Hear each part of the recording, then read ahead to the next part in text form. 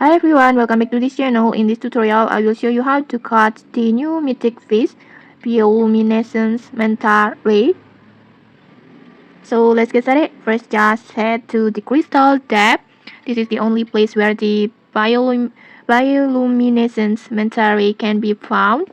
And since this is a Mythic level fish, like this, make sure you are fully prepared. Just use your best rod, at least a Mythic tired rod like fin rod, or you can also use bamboo rod.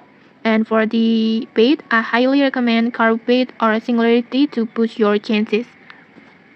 And then after that, just cut your line in this crystal depth and just be patient. It might take few tries, but don't give up until you get this Mythic fish. And when you cut it, you will know instantly. It looks like this. Like this. Wow.